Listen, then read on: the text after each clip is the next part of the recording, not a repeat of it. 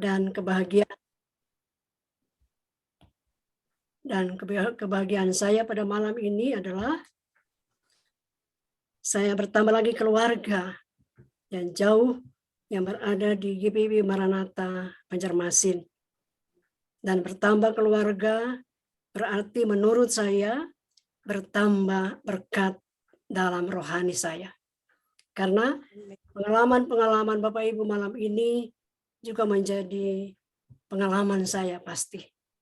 Dan pengalaman yang akan kita bagi lewat bacaan-bacaan Alkitab. Sebenarnya saya berpikir bahwa semua kita sudah pernah membaca pengalaman-pengalaman Yesus yang sesungguhnya menjadi pengalaman-pengalaman Bapak Ibu juga. Pengalaman Yesus itu banyak sekali Ibu Bapak sekalian. Tapi malam hari ini saya ingin berbicara tentang penderitaan. Ya. Kenapa saya katakan penderitaan atau saya mengambil judul ini? Karena minggu-minggu Prapaskah itu harus kita hayati melalui penderitaan Yesus. Dalam minggu-minggu Prapaskah tidak ada berita yang enak tentang Yesus ya. Tapi dalam minggu-minggu Prapaskah kalau Bapak Ibu menghayatinya baik-baik ketika kita membaca Injil-Injil atau kesaksian Injil, maka kita menemukan di sana bahwa peristiwa Prapaskah itu adalah peristiwa tentang bagaimana Yesus mencintai kita semua. Oleh karena itu, tidak salah malam hari ini saya mengajak Bapak Ibu sekalian kita membaca dari Matius. Saya mengambil 4 bagian pemberitahuan tentang penderitaan Yesus. Meskipun panjang, tapi saya ambil 2 atau 3 ayat saja, Ibu Bapak sekalian. Karena saya yakin percaya Bapak Ibu tahu cerita ini. Semua yang akan saya ambil ini, yang kita akan baca ini, adalah pengetahuan sebenarnya yang sudah diketahui oleh Bapak Ibu sekalian. Baik Bapak Ibu, saya mengajak kita membuka dulu dari Matius pasal 16. Matius pasal 16 ayat 21, 22, 23. Dan saya mengajak, bukan saya sendiri yang membaca. Ada baiknya Bapak Ibu dan saya kita membaca bersama-sama. Tapi saya mau mengatakan kepada Bapak Ibu, kalau kita membaca Alkitab, jangan kayak orang naik kereta api, kejar kereta api. Ya. Kita membaca lalu di samping itu kita minta supaya kuasa Roh Tuhan itu menyaturagakan dengan kehidupan kita. Ya, Ibu Bapak sekalian ya.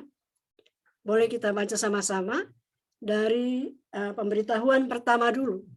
Dari Matius 18, 21 sampai 23.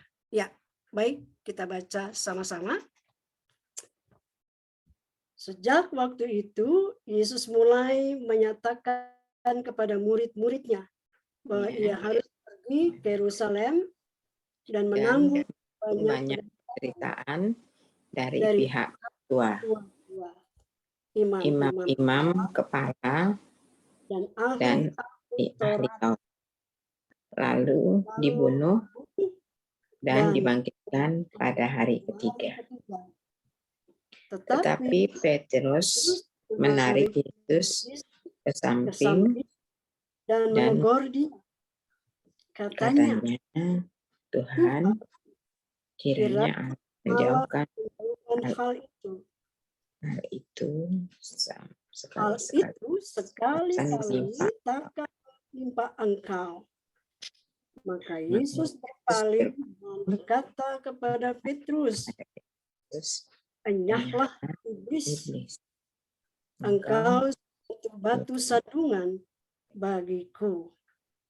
Sebab engkau bukan memikirkan apa yang dipikirkan Allah, melainkan apa yang dipikirkan manusia. Ibu Bapak, sebelum saya lanjut, saya mau katakan pendek saja. Bahwa ketika Yesus menyampaikan, memberitahukan penderitaannya, maka orang pertama yang menghalangi pemberitahuan itu adalah Petrus. Ya. Dan dia memakai gayanya itu gaya yang paling hebat. Dia menarik Yesus. Ya, dikatakan di sini pada ayat yang ke-1 itu ya. Dia menarik Yesus, ayat yang kedua. Tetapi Petrus menarik Yesus ke samping dan menegur. Hebat nggak itu Petrus? Dia belum lama berhadapan dengan Yesus. Mungkin dia sudah melihat banyak hal tentang Yesus. Dia berani menarik Yesus ke samping, lalu menegur Yesus. Ya, dia memprotes. Nggak akan terjadi itu Tuhan. Ya. Lalu Ibu Bapak, singkat aja saya mau kasih tahu bahwa ketika Petrus menolak pemberitahuan tentang penderitaan, apa yang disampaikan Yesus kepada Petrus sangat-sangat menyedihkan. Kalau saya mau loncat malam ini, saya mau katakan begini Bapak Ibu sekalian, kalau Bapak Ibu dan saya menolak pemberitahuan penderitaan untuk kita tentang Yesus, maka ada julukan, ada sebutan Yesus kepada kita. Enyahlah iblis. Ada sesuatu di situ, ya Ibu Bapak sekalian ya. Petrus tidak mau Yesusnya menderita. Atau mungkin dalam pikiran saya, Petrus juga nggak mau menderita. Dia tidak mau Yesus menderita, tetapi dia juga tidak mau menderita. Ya, baik, itu pemberitahuan yang pertama, Ibu Bapak sekalian. Pemberitahuan yang kedua dari Matius 17 ayat 22 sampai 23. Itu menjadi bacaan kita GPIB sebenarnya. Tapi saya ingin kita melihat lagi supaya kita lihat apa sih, kenapa sih Yesus menyampaikan penderitaannya? Apa penting sih Yesus menyampaikan dia menderita? Dari pasal 17 ayat 22 sampai 23. Ya, kita baca ya. Pada waktu Yesus dan murid-muridnya bersama-sama di Galilea, dia berkata kepada mereka, Anak manusia akan diserahkan ke dalam tangan manusia, dan mereka akan membunuh dia. Dan pada hari ketiga, ia akan dibangkitkan. Maka hati murid-muridnya itu pun sedih sekali. Bapak Ibu, tadi di waktu pertama, pemberitahuan yang pertama, saya tidak mengingatkan bahwa ada kalimat akhir yang dikatakan pada hari ketiga ia akan dibangkitkan. Dibangkitkan. Yesus tidak bangkit sendiri, tapi dia dibangkitkan oleh kuasa Bapa. Ya. Nah, kita lihat dulu yang ketiga, Ibu Bapak sekalian, dari Matius 20 ayat 17 sampai 19. Kita baca-baca Alkitab ya. Mungkin screen-nya. Pasal 20 ayat 17 sampai 19 yang berbunyi, ketika Yesus akan pergi ke Yerusalem, ia memanggil kedua belas muridnya tersendiri dan berkata kepada mereka di tengah jalan. Jadi spesial Yesus memanggil murid-muridnya ya. Ya. Ayat 18. Sekarang kita pergi ke Yerusalem dan anak manusia akan diserahkan kepada imam-imam kepala dan ahli-ahli Taurat dan mereka akan menjatuhi dia hukuman mati. Dan mereka akan menyerahkan dia kepada bangsa-bangsa yang tidak mengenal Allah, supaya ia diolok-olokkan, disesah, dan disalibkan. Ibu Bapak perhatikan ayat 19, kita lihat. Ayat 19 itu dikatakan, dan mereka akan menyerahkan dia kepada bangsa-bangsa yang tidak mengenal Allah, supaya ia diolok-olokkan, disesah, dan disalibkan. Dan pada hari ketiga, ia akan dibangkitkan. Wow. Ya. Pada hari yang ketiga, dia akan dibangkitkan. Lalu yang keempat, meskipun keempat ini tidak ada kata dibangkitkan, tetapi di situ sudah berbau kebangkitan di situ. Pada pasal 26, Ibu Bapak sekalian. Pasal 26, ayat 1 sampai ayat yang ke-5.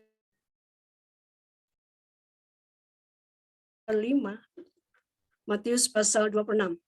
Ya. Ayat 1 sampai ayat yang ke-5. Kita baca sama-sama. Setelah Yesus selesai dengan segala pengajaran, berkatalah ia kepada murid-muridnya, kamu tahu bahwa 2 hari lagi akan dirayakan Paskah. Maka anak manusia akan diserahkan untuk disalibkan. Pada waktu itu berkumpullah imam-imam kepala dan tua-tua bangsa Yahudi di istana imam besar yang bernama Kayafas. Dan mereka merundingkan suatu rencana untuk menangkap Yesus dengan tipu muslihat dan untuk membunuh dia. Tapi mereka berkata, jangan pada waktu perayaan, supaya jangan timbul keributan di antara rakyat. Ya, Ibu Bapak, sebelum saya ajak lagi kepada Yohanes 18, saya mau katakan dulu begini Bapak Ibu sekalian, bahwa tidak semua orang suka terhadap penderitaan. Atau jemaat Maranatha Banjarmasin suka? Ada di antara kita suka dengan penderitaan? Pasti semua tidak suka. Pasti semua yang ada dalam ruang Zoom ini pasti tidak suka dengan penderitaan. Tetapi Ibu Bapak sekalian, kalau kita perhatikan bahwa Yesus itu dia memberitahukan tentang penderitaannya, berarti penderitaan bagi Yesus adalah alat supaya dia boleh memperlihatkan, boleh membuat satu tontonan besar bahwa dia sebagai raja itu mampu mengatasi penderitaan. Saya mau katakan malam hari ini bahwa saya mau kasih judul bicara kita malam ini, Yesus adalah raja dalam penderitaan. Dia menyampaikan 4 kali penderitaannya, pemberitahuan tentang penderitaannya. Dan Ibu Bapak sekalian, murid-muridnya atau pengikut-pengikut Yesus, mereka membangun pola pikiran dalam diri mereka bahwa Yesus ini memang raja. Lebih dari itu, dia adalah Mesias.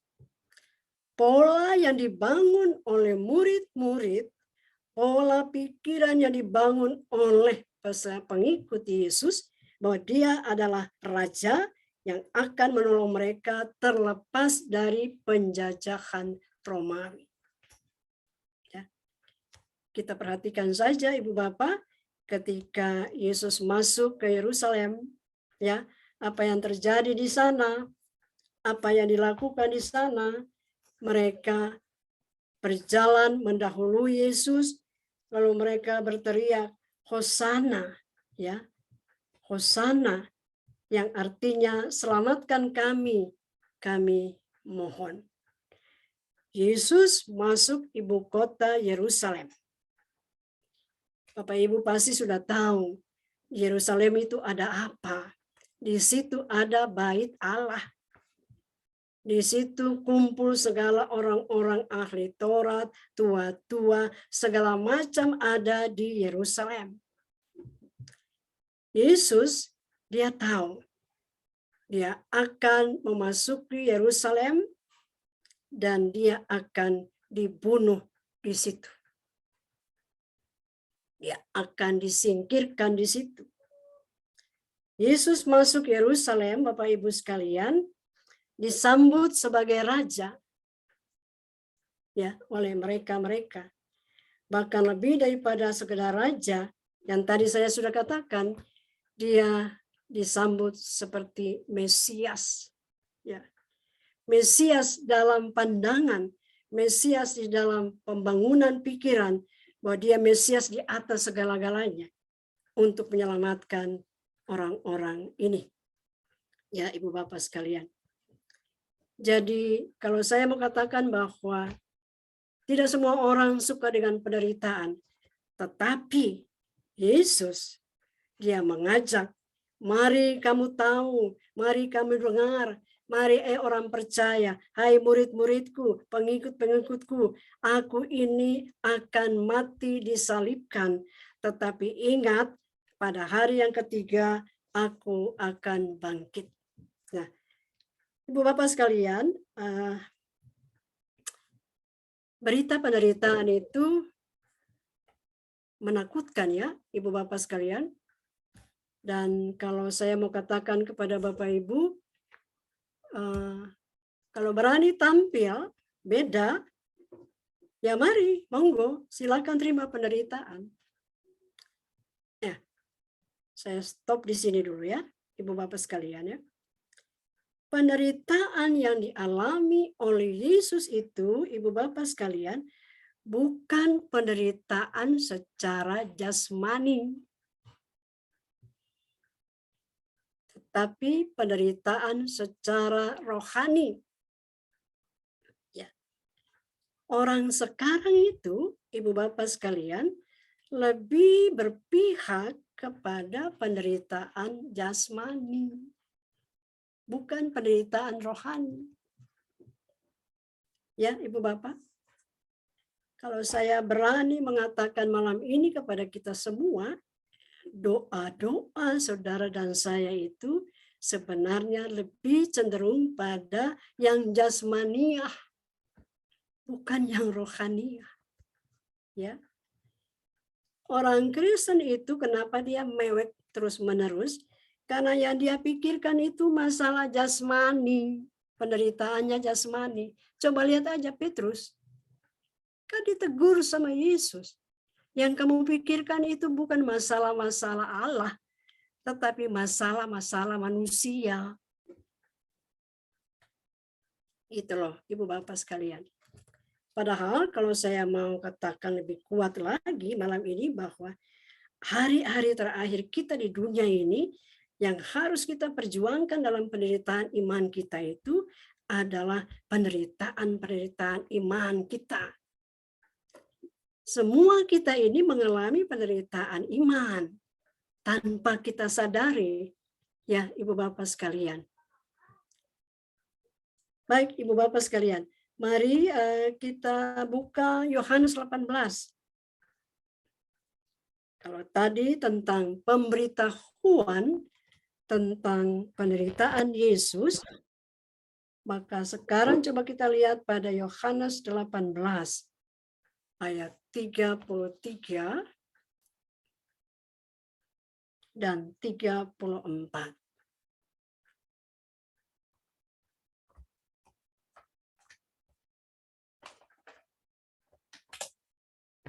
Dapat? Ini tentang Pilatus. Ya, Ibu Bapak sekalian. Kalau tadi Yesus menyampaikan kepada murid-muridnya, aku ini ntar lagi mati, dibunuh, disalib, disesat, dan segala macam. Tapi pada hari yang ketiga akan dibangkitkan. Itu Yesus sampaikan kepada murid-muridnya dan pengikut-pengikutnya. Mari kita lihat di dalam Yohanes pasal 18 ini, 33 sampai 34. Kita baca sama-sama Bapak Ibu. Maka kembalilah Pilatus dalam dalam gedung pengadilan, lalu memanggil Yesus Yesus dan dan bertanya kepadanya, engkau inikah raja orang Yahudi? Jawab Yesus, apakah engkau katakan hal itu dari dari hatimu hatimu sendiri? sendiri, atau adakah orang lain yang mengatakannya kepadamu tentang aku? Ya, jadi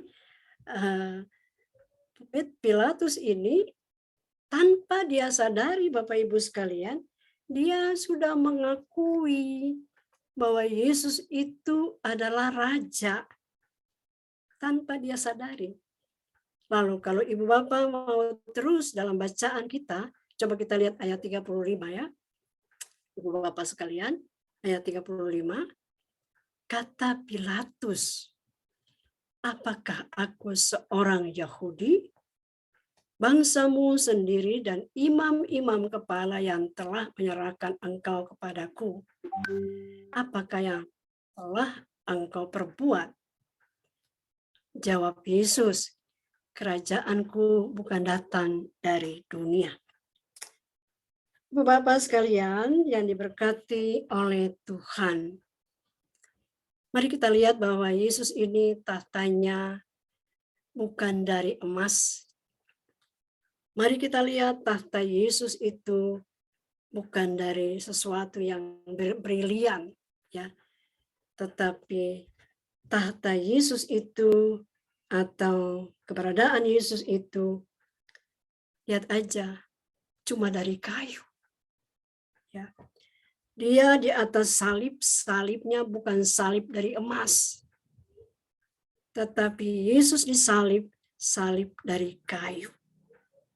Lemah, ya Ibu Bapak.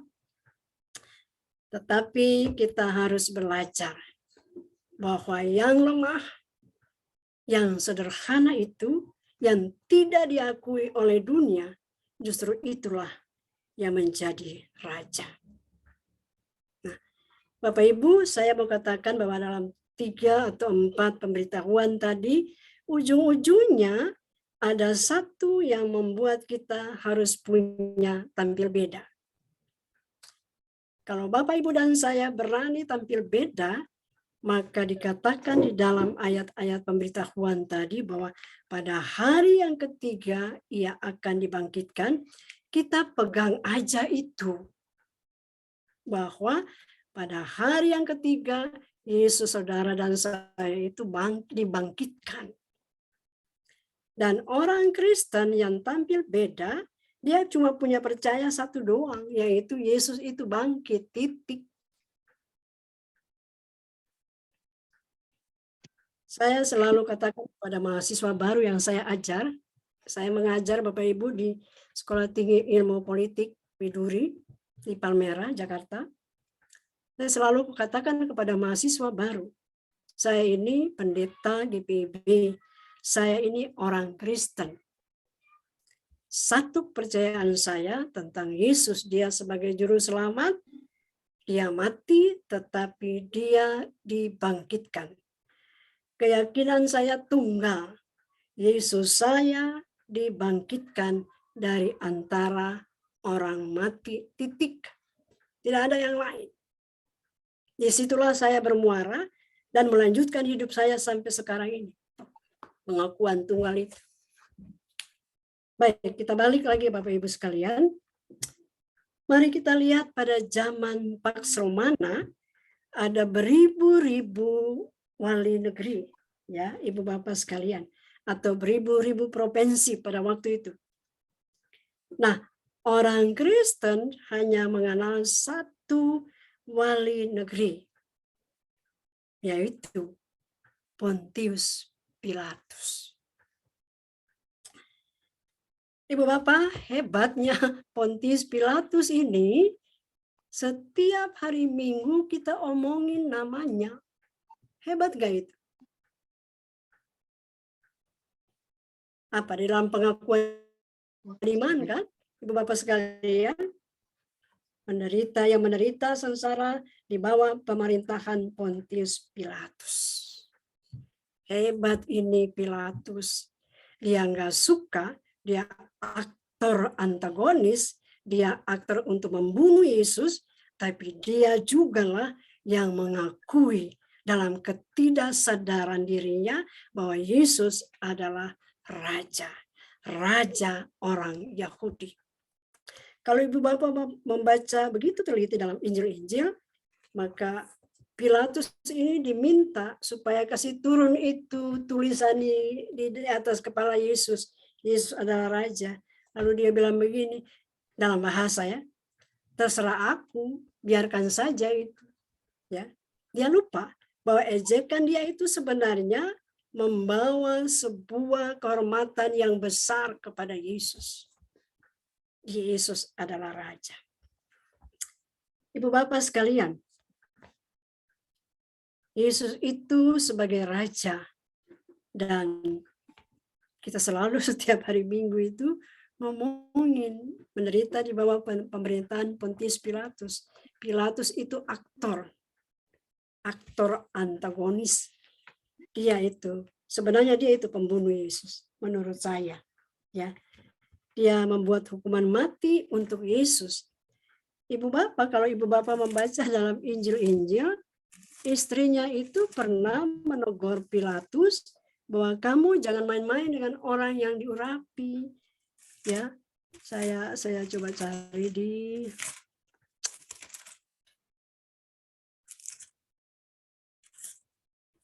kita lupakan itu dulu Ibu Bapak sekalian. Istrinya mengingatkan Pilatus, kamu jangan bermain-main dengan dia, dengan raja itu. Dia itu raja. Ya, baik Bapak Ibu, dari kisah Pilatus, Yesus sebagai raja, maka kita akan mendapat dua gagasan. Ya. Gagasan apa Bapak Ibu sekalian?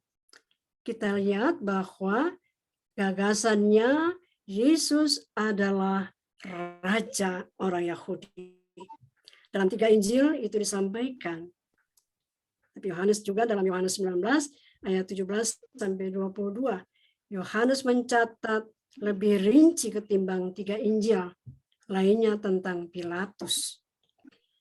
Ibu Bapak sekalian, kebenaran yang diungkapkan oleh Pilatus tanpa sadar itu membuat bahwa Yesus ini nggak disukai, tetapi akhirnya menjadi suka.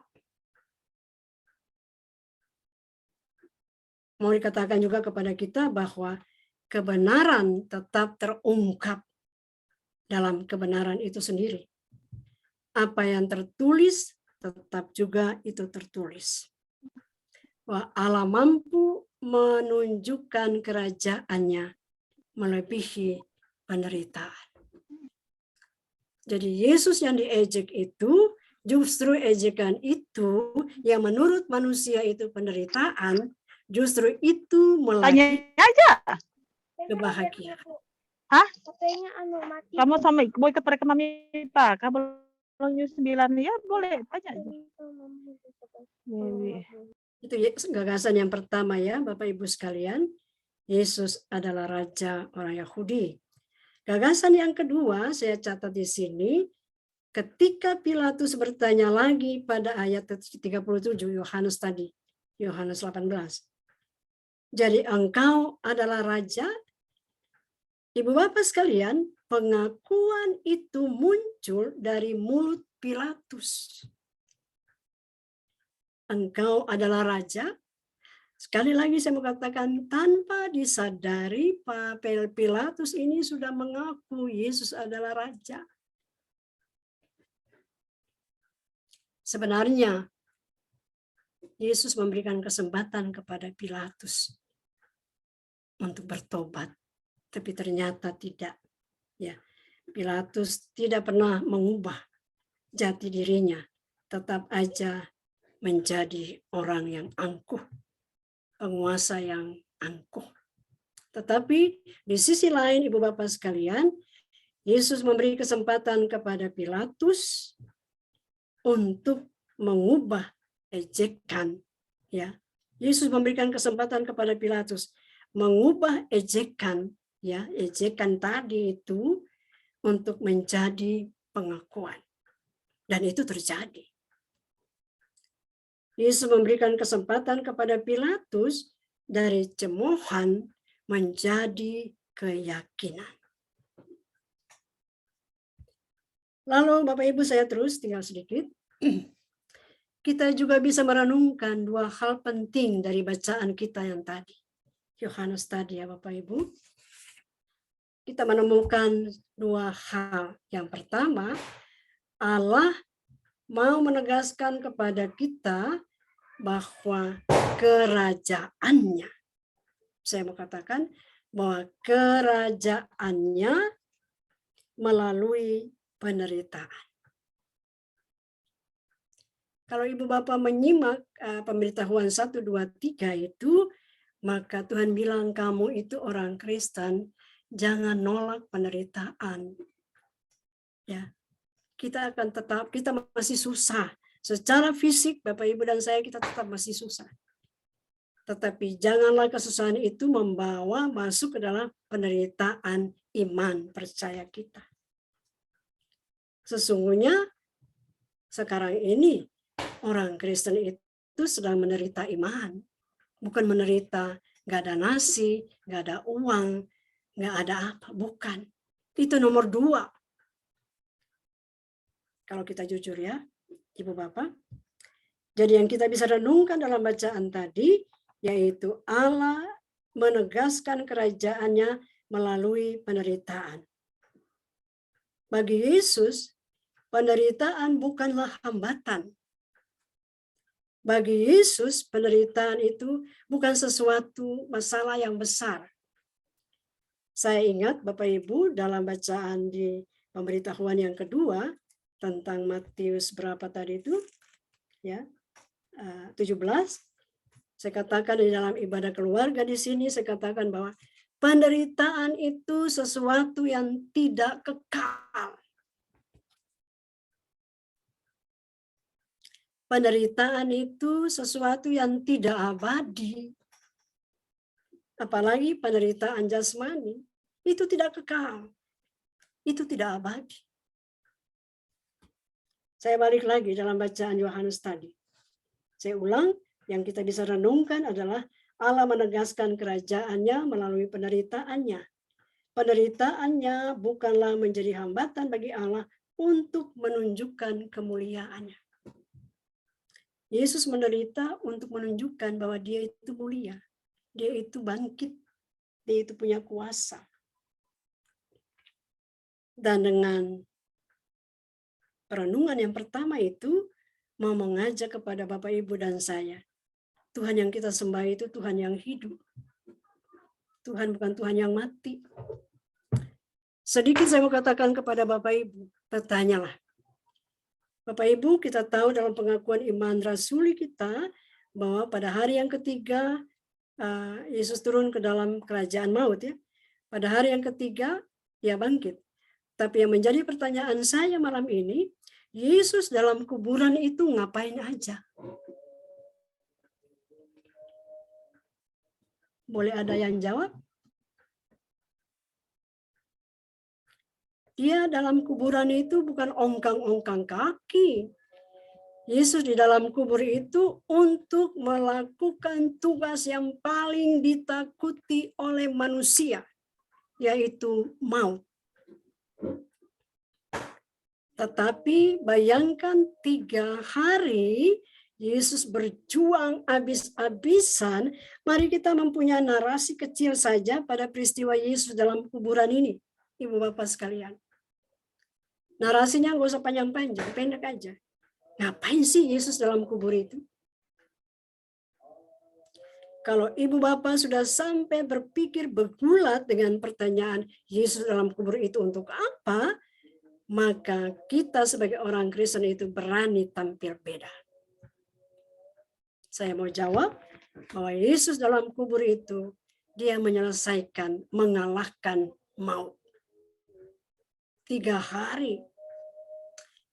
Kalau Bapak Ibu dan saya berdoa 3 hari aja rasanya capek ya. Baca Alkitab panjang-panjang juga ya. Oke, kita lupakan itu dulu. Permenungan yang kedua dari Yohanes 18 ini, yaitu Yesus sebagai Raja harus muncul dari dalam hati manusia. Bukan kata orang. Ibu Bapak dan saya, kita semua punya dan mengalami banyak hal dalam kehidupan kita. Tapi yang menjadi permenungan kita dalam masa Prapaskah ini, bahwa kita percaya kepada Yesus itu bukan karena orang lain. Tetapi dia muncul dari penghayatan bahwa pada hari yang ketiga dia dibangkitkan. Penghayatan batin, penghayatan nurani itu yang penting, Ibu Bapak. Jangan kata orang. Kita ingat gak yang Tuhan Yesus tanya kepada Petrus, Petrus, menurut kamu siapa aku? Bukan menurut yang lain, tapi menurut kamu Petrus. Atau malam ini Tuhan tanya kepada kita sebagai orang percaya, menurut kita semua, Yesus itu siapa? Ibu Bapak, kita percaya sama Yesus itu bukan karena dia baik. Saya menantang Bapak Ibu. Bapak Ibu dan saya, kita percaya kepada Yesus bukan karena dia baik saja. Tetapi Bapak Ibu dan saya, kita percaya seutuh-utuhnya kepada Yesus, kita berani tampil beda, dan kita katakan bahwa kita percaya kepada Yesus karena dia Tuhan. Nggak ada yang lain. Dia Tuhan satu-satunya dalam kehidupan kita sebagai juru selamat. Harus datang dari pengalaman pribadi, Ibu Bapak. Bukan datang dari orang lain. Iman kita kalau datang dari orang lain, kita kecele di jalan. Karena figur orang itu yang kita bawa. Tetapi keyakinan Bapak Ibu dan saya harus datang dari hati nurani kita sendiri. Pengakuan kita bahwa Yesus adalah juru selamat. Dia menderita, mati, dan bangkit. Itulah Tuhan saya. Kan banyak orang sekarang itu lebih percaya sama Tuhan kalau ada mujizat kan? Ya enggak? Jemaat Maranatha. Bapak Ibu, Ya, jangan percaya kepada mujizat. Ayo, saja. Bapak Ibu pasti marah sama saya ini. Tapi saya mau katakan dalam minggu Prapaskah ini, besok itu Prapaskah 1, Minggu Palma. Ya. Jangan percaya Yesus hanya mujizat saja. Halo. Tapi saya percaya bahwa Jemaat Maranatha Banjarmasin percaya sama, mau jawabannya enggak? Kan tadi mau. saya bilang, jangan percaya sama mujizat saja. Kecele itu. Itu orang Kristen yang dangkal. Tapi percayalah kepada Sang Pembuat mujizat. Setuju? Kalau kita percaya Sang Pembuat mujizat, maka mujizat itu akan terjadi dengan waktunya Tuhan. Titik. Jangan hanya dekat Yesus mah mujizatnya, aduh kecelai itu habis. Capek. Tetapi percaya kepada Yesus Sang Pembuat mujizat itu. Dia mati, dia ada dalam kuburan 3 hari. Tetapi dengan kuasa Allah, dia dibangkitkan. Itu keyakinan kita. Itu Sang Pembuat mujizat agung dalam kehidupan kita. Lalu akhirnya Bapak Ibu, dikatakan begini. Pertanyaan pada perenungan yang kedua,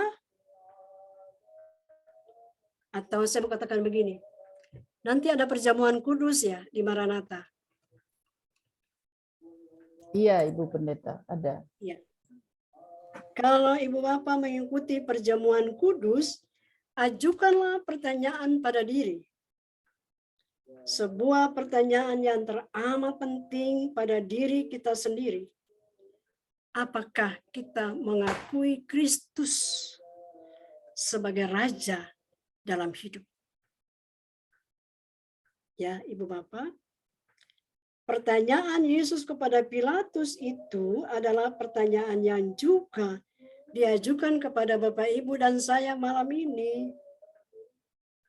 Apakah kita mengakui Tuhan dari hati kita sendiri, atau kita kecele, kita mengakui Tuhan karena Dia pembuat mujizat? So, halo, no. Mari Bapak Ibu malam ini kita ngomongnya santai, tetapi sangat-sangat berat dalam iman. Mari kita percaya seutuhnya bahwa Yesus itu juru selamat, tidak ada yang lain. Kalau kita sampai pada titik itu paling tinggi di atas segala-galanya, maka kita berani tampil beda. Dan saudara dan saya tampil beda, ditolong oleh satu.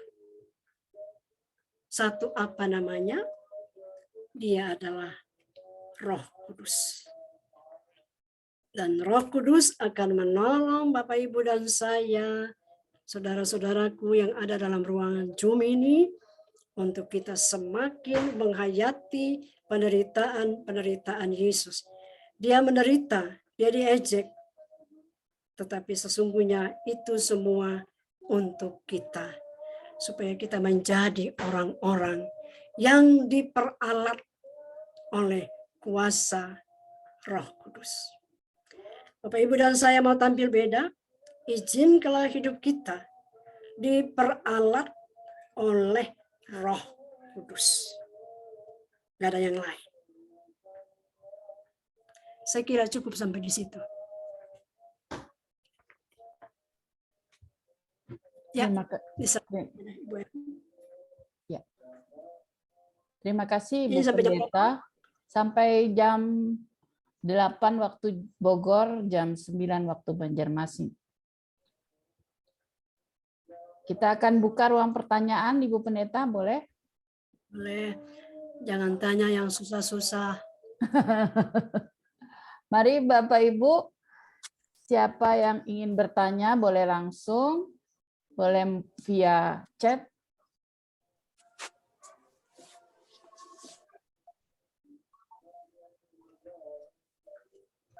Dr. Andreas, silakan. Malam Bu Pendeta. Malam Pak Dokter. Mau Apakah tanya, baik, puji senang Tuhan sekali ya. Bu Pendeta. Malam ini bahannya berat banget. Ya, berat banget. Iya Bu Pendeta. Boleh nggak kadang-kadang kalau kita dengar apa khotbah, beberapa khotbah ya Bu Pendeta, mereka bilang bahwa Tuhan Yesus menderita supaya kita tidak menderita.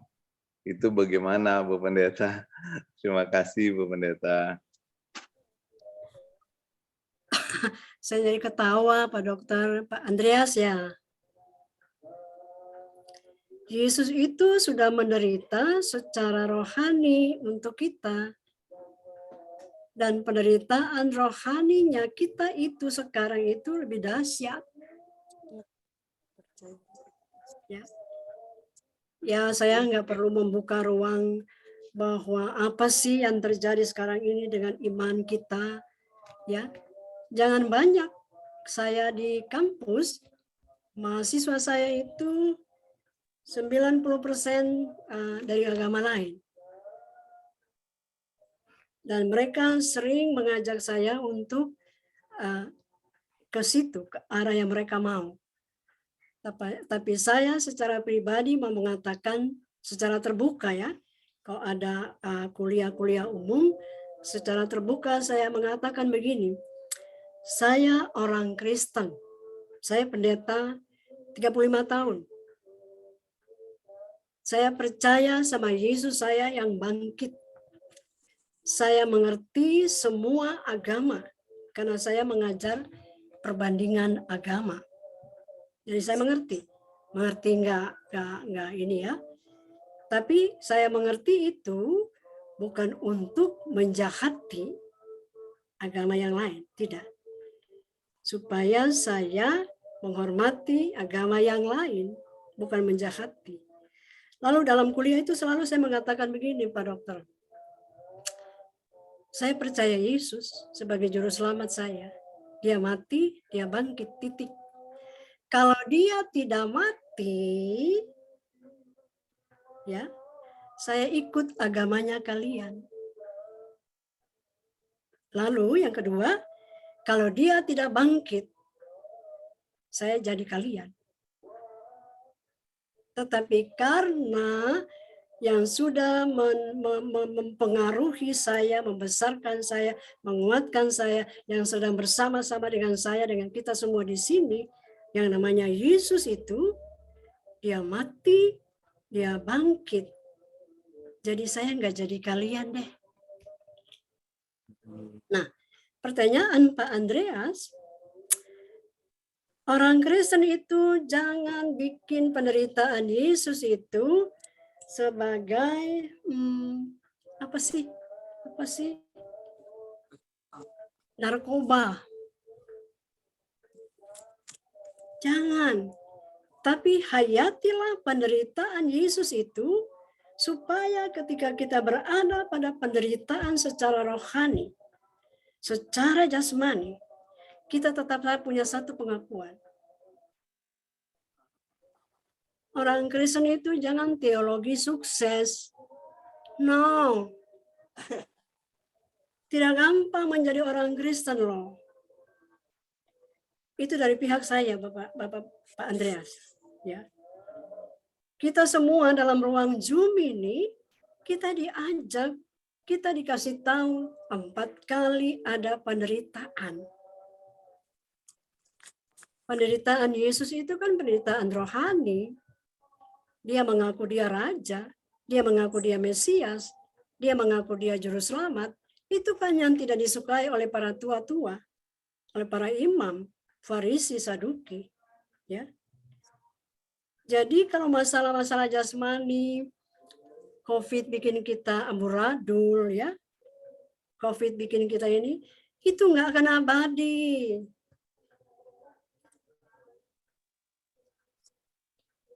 Apalagi sampai kematian. Bapak Ibu atau Pak Andreas mau masuk surga? Mau ya? Bapak Ibu, halo, mau masuk surga? Mau, Bu Pen. Pasti Ya, Bu mau. Pen. Mau. Harus mati dulu. Iya. Iyalah. Kata orang.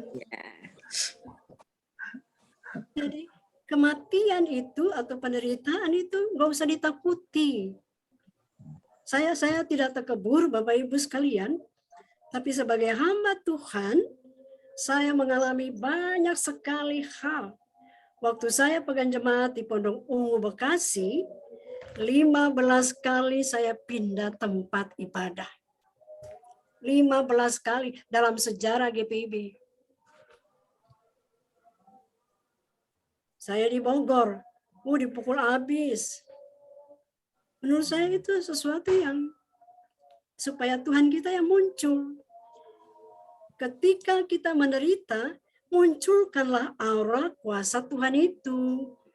Bukan menangis, bukan bersedih sudah, bukan.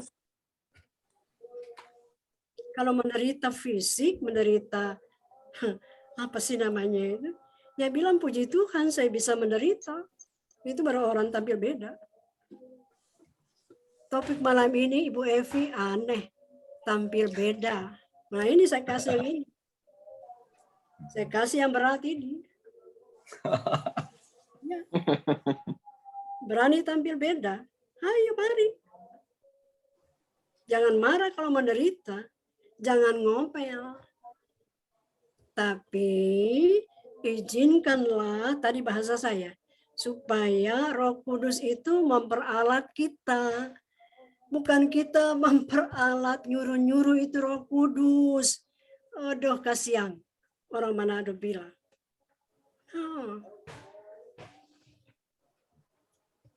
Jangan suruh-suruh Roh Kudus itu supaya Roh Kudus ikut kita. Tapi izinkanlah kalau mau tampil beda, izinkanlah totalitas hidup kita itu diperalat oleh Roh Kudus. Ayo, berani tampil beda. Nah, itu dia. Ya, Bu Evi, lain kali gak usah panggil saya. Jangan Bu Evi, sering-sering diundang Bu Pendeta Sherly. Sorry, Biar saya kita lihat diskusi. ada Kori Bolang. Ini suaminya, istrinya Doni ya? Istrinya Dino. Dino. Dino. Halo Bu, lama tak berjumpa. Ya, saya jumpa Dino itu waktu belum menikah. Masih bujang lah. Iya, masih Wah. ganteng. Masih ganteng. Masih ganteng Sekarang dulu. juga masih ganteng, Pendeta. Iya. Sudah Pak Uban. Pak Andreas, saya berharap Bapak tidak mengerti jawaban saya. Supaya Roh Kudus yang memberikan pengertian kepada Bapak, bukan saya. Amin. Amin, Bu Pendeta. Ya. Terima kasih, Bu Pendeta. Terima kasih Pak Andreas. Tuhan berkati. Kalau boleh masuk surga nggak mati, Bu Pendeta, tapi langsung Amin. diangkat di awan-awan. Why not? Iya, Bu Pendeta. Tuhan berkati ya Pak Andreas. Makasih, Bu Pendeta. Terima kasih. Apakah Pak Dino mau bertanya dengan Pendeta Sherly? Saya Kak Epi, Bu Epi.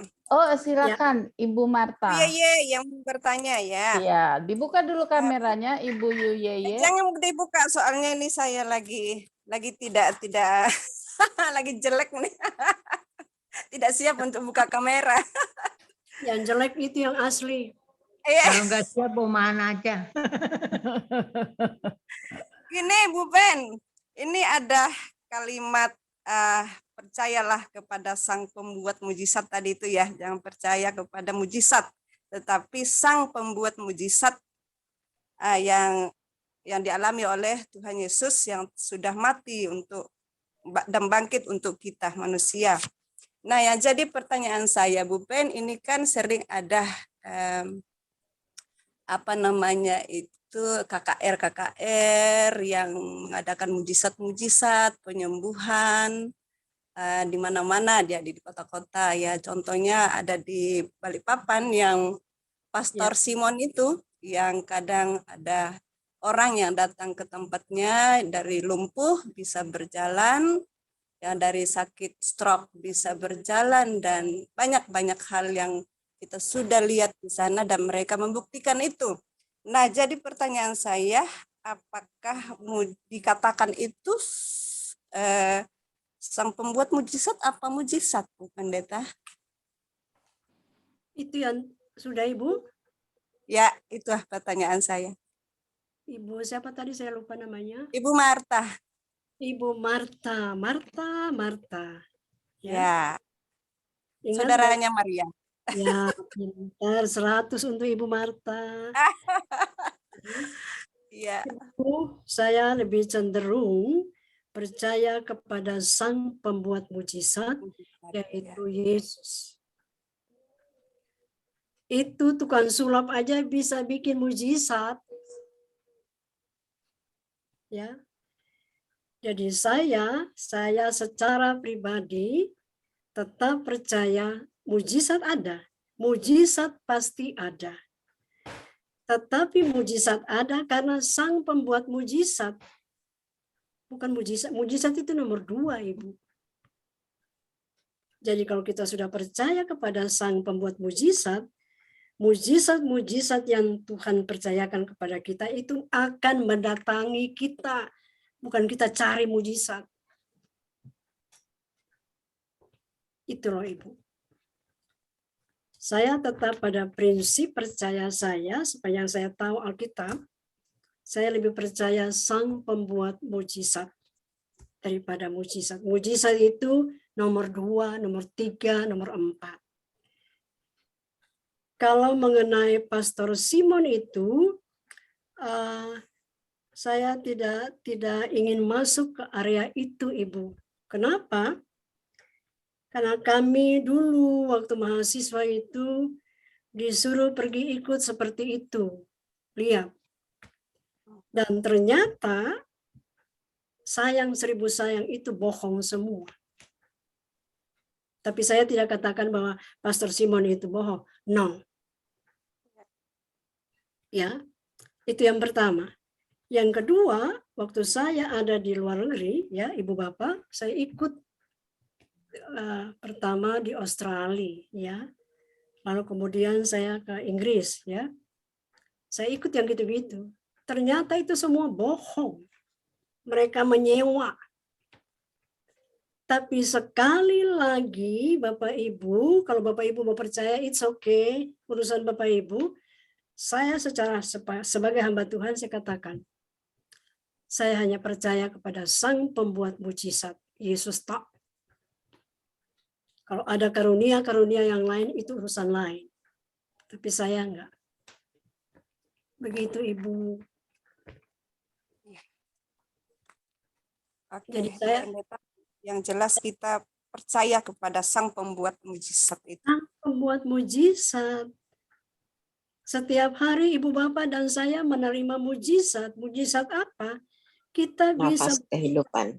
Iya, itu mujizat. Ya. Mujizat itu jangan kerdilkan mata buta jadi lihat, timpang berjalan, gak ada roti, Tuhan kasih makan. Itu kecil. Jangan ukur Yesus seperti itu, Ibu Bapak. Terlalu picik. Sorry ya, minta maaf sekali. Terlalu kecil. Terlalu, bukan begini ya, tangan saya ini. Terlalu kecil, ya. Makanya saya bilang tadi, jangan bilang Tuhan baik karena di dompet kita ada uang, karena kita banyak minyak goreng, karena kita banyak segala macam, dia itu baik. No, kecil itu. Dia baik, dia Tuhan karena dia Tuhan.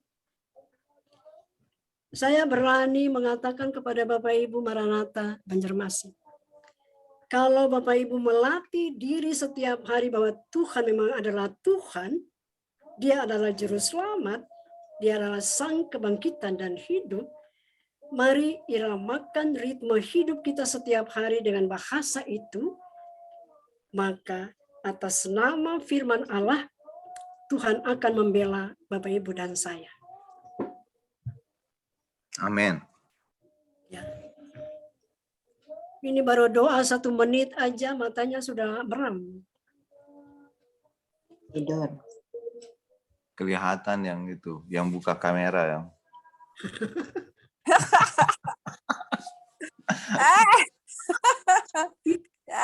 Tertidur Aku nih Dokter Andreas nih. Ini loh saya nih di dapur sambil mendengar firman Tuhan Bu Pen. Saya percaya Ibu Bapak sekalian GPIB Maranatha Banjarmasin, kita sampai berada pada ruang ini bersama-sama, ini sudah mujizat iman. Amin. Besok itu Minggu 1 Prapaskah. Dan nanti Jumat kita perjamuan kudus. Ketika Bapak Ibu makan roti dan minum anggur, tanyakanlah kepada diri sendiri, betul saya mengaku Yesus atau tidak? Kalau nggak betul ya jangan ikut perjamuan.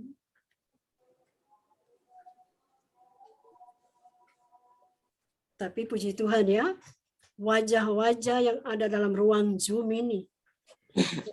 Oma Ana, sampai kepada Bunda Belia. Saya percaya bahwa berkat mujizat sedang berjalan kepada Bapak Ibu. Amin.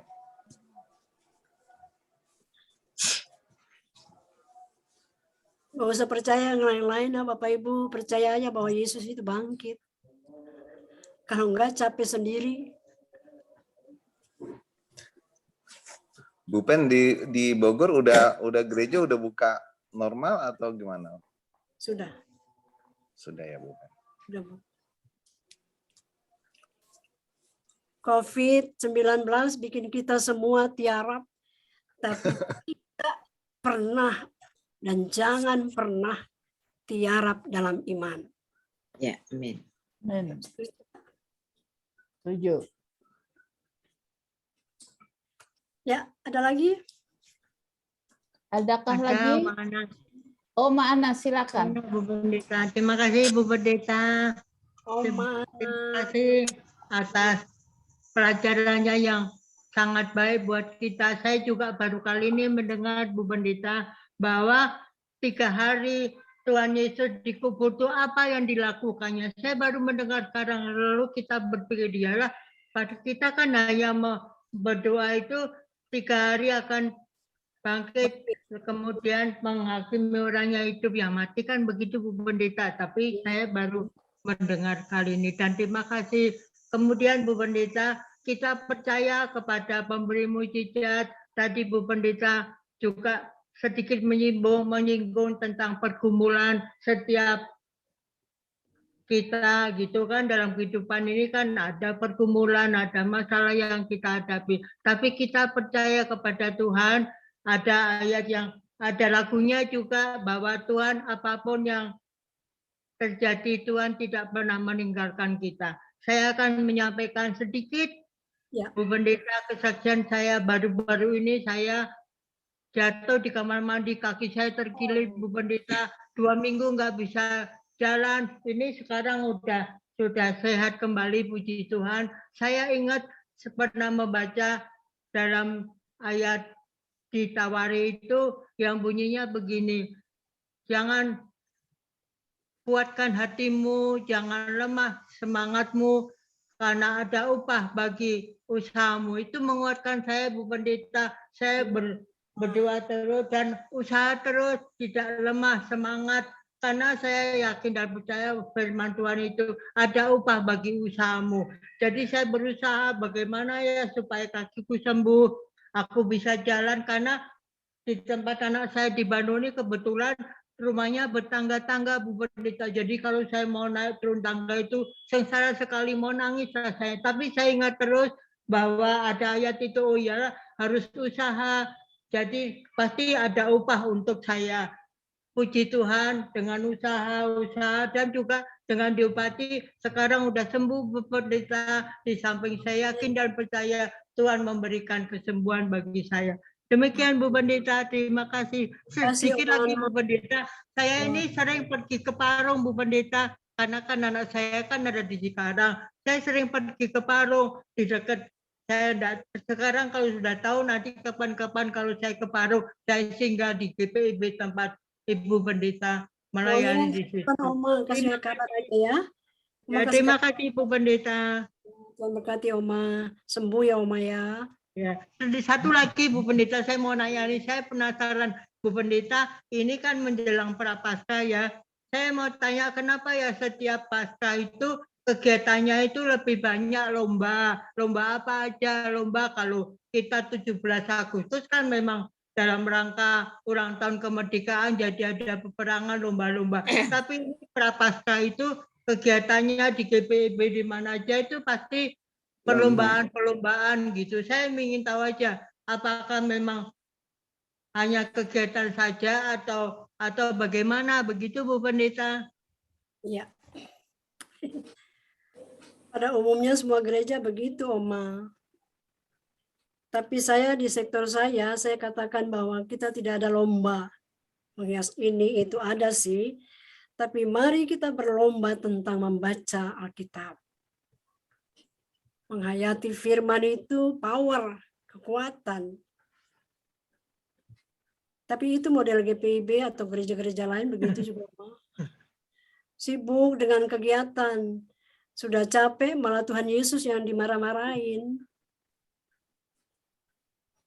Maksud saya Bu Pendeta kan setiap Paskah itu ada lomba-lomba begitu. Apakah memang itu dalam rangka Paskah itu ada menyinggung-nyinggung tentang kegiatan karena menjelang apa namanya Jumat Agung atau bagaimana begitu, apa hanya untuk mengisi kegiatan saja begitu Bu Pendeta? Terima kasih. Oma Ana yang cantik, seluruh gereja punya kegiatan, Oma.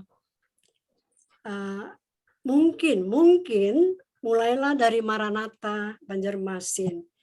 Tolong bilang kepada KMJ dan PJ ya, kepada pelaksana harian majelis jemaat, oleh kegiatan yang jasmaniah. Itu kegiatan jasmaniah, Oma. Ketika kegiatan jasmaniah terbentur, maka gereja ditinggalkan. Berantem kan panitia, kalau kurang ini, kurang itu, ya. Padahal sebenarnya yang dibutuhkan dalam Prapaskah adalah penghayatan penderitaan Yesus. Kalau di Sebawat itu 1 minggu atau 2 minggu kami sudah ada malam-malam penghayatan dengan topik-topik yang ada. Puji Tuhan. Kalau saya pribadi, saya menghayati Prapaskah itu dengan mengejar bacaan. Bacaan Alkitab, kitab ini, bicara ini, bicara ini, bicara ini. Saya harus kuasai itu. Bukan kuasai, supaya dikuasai saya itu. Gitu loh, Oma. Jadi saya nggak bisa marah, Oma, kalau kegiatan A, B, dan C dari tiap-tiap gereja. Tapi bolehlah, mulailah Maranatha, Ibu PHM ya, Ibu Agustin ya. Ya, Bun. Mari bikin lomba bacaan Lomba satu cari telur.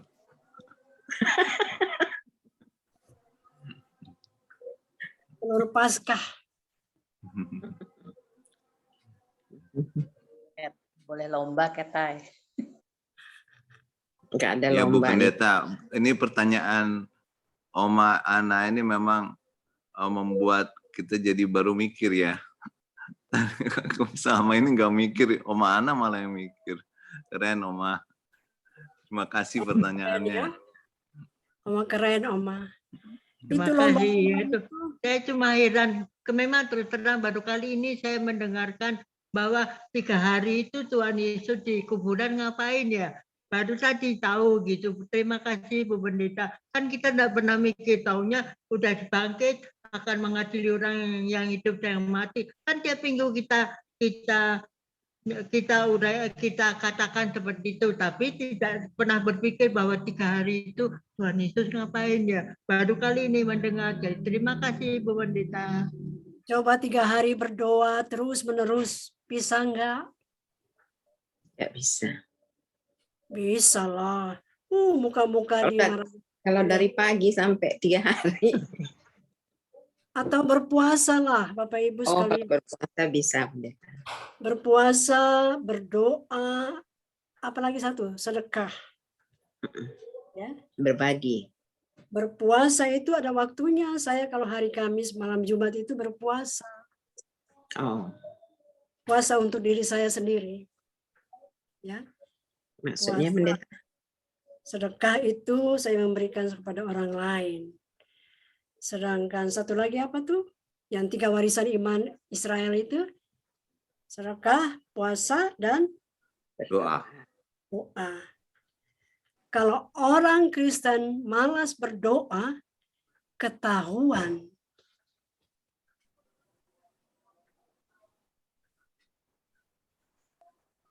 Ketahuan apa? Ketahuan dari Hilang. wajahnya. Dari wajahnya. Oh, dari wajah, kira karakter. Kan doa itu mengubah karakter iman, merubah iman karakter kita ya. Bukan Bu Sela. Kalau berdoa banyak ininya hitam.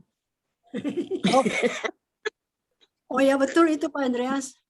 Yang di sini kan.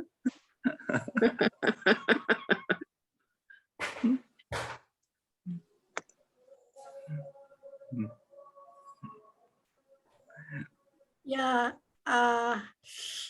program lah Maranatha Banjarmasin. Setuju Bu Pendeta. Ya. Mari bikin doa. Semalam suntuk aja. Kalau 3 hari nggak cukup, nggak kuat, pingsan. Iya. 1 hari aja. Hari ya, Ketahuan. pendeta. Ayo kita coba ya. Iya. Kebetulan yang ngumpul-ngumpul. Berdoa semalam suntuk. Apalagi pelayan-pelayan itu, wah harus butuh doa banyak Iya. supaya muka tidak mengkerut. Padahal Yesus itu kan kita suka bilang tak sejauh doa kan? Ya. Iya, ada lagunya ada. lagunya itu. Hanya sejauh doa. Tidak sejauh doa. Yesus yang depan mata aja, Yesus itu sangat dekat, dari alis kiri ke kanan itu makin dekat dia. Ibu Bapak bisa lihat alis kiri atau kanan? Pakai kaca. Kaca. Itu berarti kita tidak bisa melihat Yesus. Iya. Tidak akan bisa. Tapi lewat doa, puasa, sedekah, penghayatan penderitaan, kita bisa lihat dia malam ini. Dan itu mujizat, Ibu Bapak. Mujizat itu jangan terlalu dikecilin deh. Ya, Ibu Bapak. Baik, Ibu Bapak, cukup sudah. Bu Evi. Iya, Ibu Pendeta. Masih lagi? Waktunya sudah 19.31. Boleh 1 kali lagi, Kak? Ada yang masih mau bertanya? Kalau tidak ada, saya mau bertanya nih sama Ibu Pendeta. Oh, kalau Bu Evi nanya itu berat. Saya bertanya tentang ayat ini, Ibu Pendeta. Ayat apa tuh?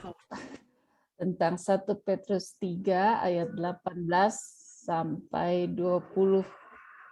Dia bilang apa sih? Sebab juga Kristus telah mati sekali untuk segala dosa kita, Ia yang benar untuk orang-orang yang tidak benar, supaya Ia membawa kita kepada Allah. Ia yang telah dibunuh dalam keadaannya sebagai manusia, tetapi yang telah dibangkitkan menurut roh. Dan di dalam roh itu juga Ia pergi memberitakan Injil kepada roh-roh yang di dalam penjara, yaitu kepada roh-roh mereka yang dahulu pada waktu Nuh tidak taat kepada Allah, ketika Allah tetap menanti dengan sabar waktu Nuh sedang mempersiapkan bahteranya, di mana hanya sedikit, yaitu 8 orang yang diselamatkan oleh air bah itu. Apakah ini termasuk 3 hari? Apa Ibu? 3 hari yang Yesus di dalam 1 Petrus 3, 18 sampai 20. Termasuk 3 hari waktu Tuhan Yesus mati itu ya, Bu Pendeta? Ada hubungan? Iya, sudah sampai ke situ. 3 3 hari itu dia kerja keras itu. Oh, jadi ini termasuk pekerjaan.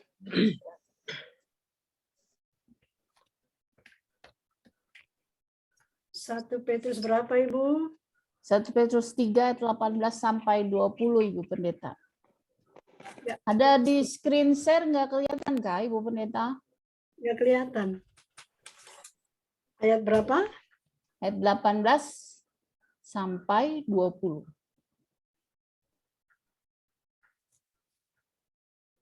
Itu tentang makna pemberitaan Injil, Ibu. Iya. Menderita dengan sabar itu judulnya ya. Ya. Menderita dengan sabar, ya itu tadi itu menderita lagi.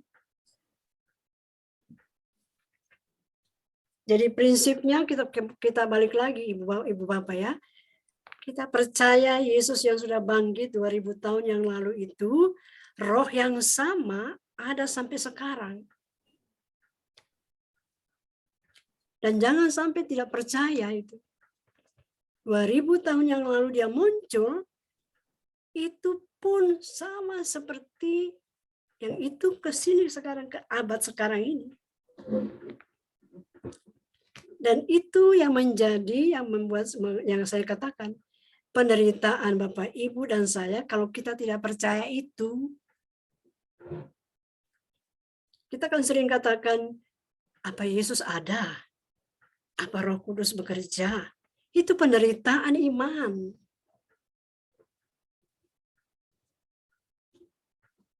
Apa Yesus bisa menolong saya? Aduh. Kenapa orang Kristen mukanya mengkerut kalau masuk gereja? Tahukah Ibu Bapak? Kenapa takut kelamaan di dalam gereja? Oke, diserah. Oke. Tapi karena orang Kristen masuk gereja tuh bawa pikiran, bukan bawa hati, makanya ngantuk. Atau orang Kristen model Farisi. Mau tahu orang Kristen model Farisi, Farisi pundak. Kalau Ibu Bapak mau nilai orang Farisi itu ada 7. Kita sudah nggak punya waktu, tapi saya bilang aja 1 ya. Orang Farisi pundak. Insya Allah, Bapak Ibu GPIB Maranatha Banjarmasin tidak menjadi Farisi pundak. Tahu maksudnya? Belum tahu nih Bu Pendeta saya. Saya kasih tahu. Ya. Orang Kristen pundak itu, Farisi pundak itu maunya tunduk, dihormati, disenangi, diakui, ya. Atau Farisi ada 2, ada 1 Farisi pundak, 1 Farisi kiri kanan. Kalau orang Kristen masuk gereja pakai otak, maka dia menjadi Farisi kiri kanan. Dia lihat kiri, si Ibu Evi itu pakai bajunya bagus banget, mahal pisan kata orang Sunda. Halo. Ya. Atau dia lihat ke kanan, si Ibu itu, Ibu Agustin itu Farisi. Kenapa orang Kristen masuk gereja gagal pulang gereja? Karena bawa otak, bukan bawa hati, batin. Imannya jadi kiri kanan, lihat kiri, lihat kanan. Atau lihat pendetanya. Itu adalah ke-12 itu. Orang masuk gereja itu cari Tuhan untuk menyembah. Ketika kita sampai pada titik itu, maka Tuhan bilang, sebelum kamu pulang, aku memberkati kamu dan berkat-Ku menyertai dan mencari kamu. Ya? Ya. Sudahkah? Ya. Boleh dilanjut itu Bu Pendeta, yang 6-nya lagi orang Farisi. Boleh host? Next time better. Bu Pendeta, tapi kameranya mati ya? Iya, ini.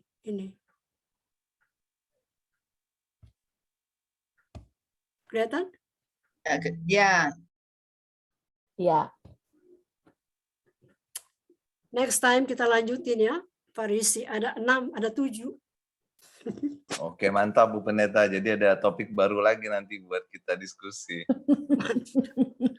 Bu Kadang-kadang Pendeta bikin susah Bu penasaran Pendeta itu. cari topik.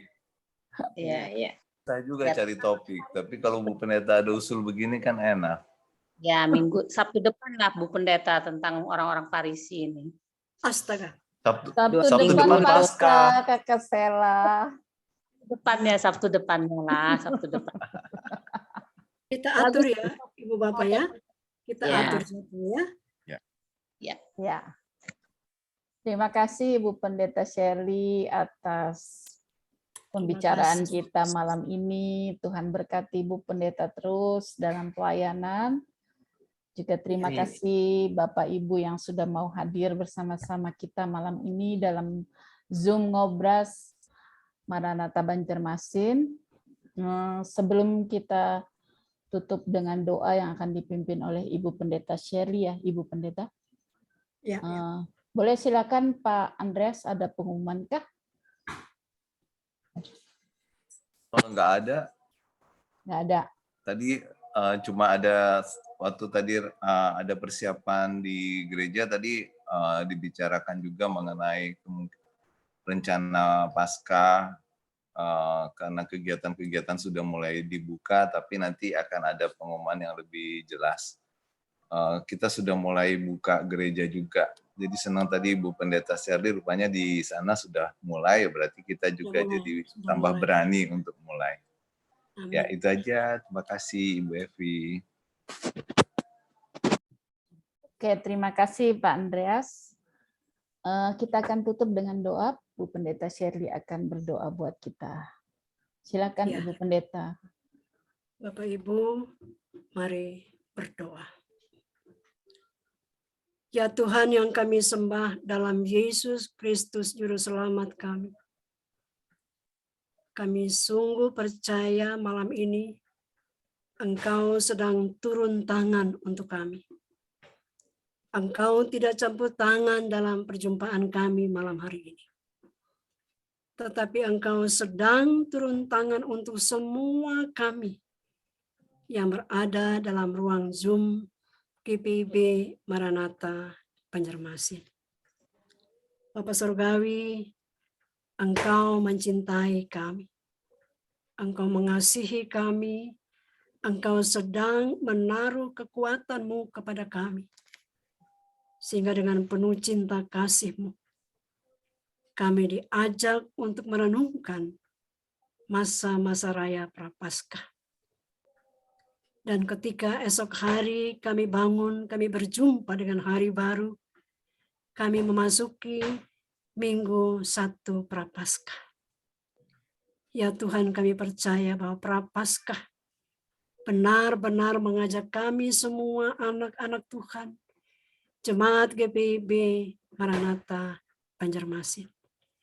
Mereka-mereka yang berada dalam ruang ibadah Zoom ini. Kami sedang diberkati oleh Tuhan. Kami sedang mengalami pengampunan. Kami sedang mengalami damai hati. Dan dengan pengampunan dan damai hati itulah kami akan menutup perjumpaan kami malam hari ini. Bapa Surgawi, kami berdoa ya Tuhan untuk orang tua kami, Oma Ana. Terima kasih untuk kesaksian hidupnya sampai pada masa lanjut usia ini. Tuhan sembuhkan dia dan Tuhan memberikan dia kekuatan untuk percaya bahwa Tuhan Yesus tidak pernah jauh dari kehidupan Oma Ana. Kami berdoa ya Tuhan untuk pengurus obrol santai ini Tuhan. Tuhan berkati Ibu Evi, suami dan anak-anak yang sedang studi. Tuhan berkati juga Tuhan rekan-rekan pelayanan, para pendeta, ketua jemaat, pendeta jemaat, seluruh jemaat dari sektor satu ke sektor berikutnya. Tuhan berkati mereka. Pelaksana harian majelis jemaat, Engkau mendoakan mereka. Engkau pakai mereka, peralat mereka ya Tuhan, supaya penampilan Tuhan semakin nyata berbicara dalam kehidupan tugas mereka sebagai pelayan-pelayan Tuhan. Kami berdoa satu berikut satu, saudara-saudara, teman-teman, adik-adik kami yang berada di pelayan-pelayan PT, PA, bahkan seluruh pelkat-pelkat yang ada, Tuhan berkati mereka. Apapun yang mereka lakukan, nama Tuhan menjadi kekuatan mereka. Nama Tuhan menjadi kebanggaan Tuhan kepada mereka. Bapak Surgawi, pribadi lepas pribadi yang ada dalam ruangan Zoom ini, berkatilah kami semua Tuhan. Dosa kami terlalu banyak, kesalahan kami terlalu banyak. Tapi kami sangat percaya, malam hari ini kami tidak bicara, kami tidak obrol sendiri, tetapi roh Tuhan sedang turun atas kami dan memberikan kami sukacita. Kami bertemu dalam beberapa jam ini, dan kami percaya bahwa kuasa Roh Kudus, kuasa kebangkitan Yesus sedang mempengaruhi kami, sedang memperalat kami, sedang menarik kami untuk datang di kaki salib Tuhan dan mengaku tanpa kuasa keselamatan, tanpa kuasa kebangkitan Yesus, kami tidak berarti apa-apa. Terima kasih Tuhan untuk malam ini. Tuhan, berdoalah untuk seluruh jemaat pelayanan GPIB Maranatha Banjarmasin, supaya dengan doa dari Tuhan ada damai menyertai mereka, ada damai memberkati mereka, ada kasih Tuhan memberikan mereka sukacita. Terima kasih Tuhan, ampuni dosa dan salah kami. Kami percaya bahwa kami akan istirahat. Kami yakin Tuhan bersama dengan kami. Lindungilah kami pada malam hari ini Tuhan, supaya ketika esok hari kami bangun untuk hari kemenangan Tuhan, kami telah dimenangkan oleh kuasa kebangkitan Yesus. Kami belajar beda tampil sebagai orang percaya, tapi tanpa kuasa Roh Kudus, kami tidak mampu melakukan apapun yang Tuhan kehendaki bagi kami. Dalam nama Tuhan Yesus, satu berikut satu, berkat-Mu melimpah kepada kami semua. Amin. Amin. Terima kasih Bu Pendeta doanya. Terima Terima kasih. kasih. Kita foto Terima dulu. kasih. Foto dulu. Kasih Foto foto dulu. juga. Foto dulu, kameranya dibuka. Silakan dibuka kameranya semua. Oke, Grace Binti foto. Pak nih. Udah semua ya? Ya. 1, 2, 3. Saya lagi 1, 2, 3. Ya udah. Terima kasih semuanya, Terima Ibu kasih. Pendeta. Terima kasih. Pendeta Sherly. Tuhan berkati. Terima kasih banyak. Sehat-sehat. Salam, Tuhan berkati. Selamat hari Minggu. Nah, Semuanya. Dino. Selamat Malam. Selamat malam. Saya pamit. Salam buat pendetanya. Ya. Iya, Ibu Pendeta, Pendeta. nanti disampaikan. Terima kasih. Salam buat Pendeta Sherly. Orang Bogor. Doni Dino. Salam untuk istri anak-anak. Saya tutup ya, Ibu Pendeta. Ya, Sampai jumpa. dadah semuanya. Dadah.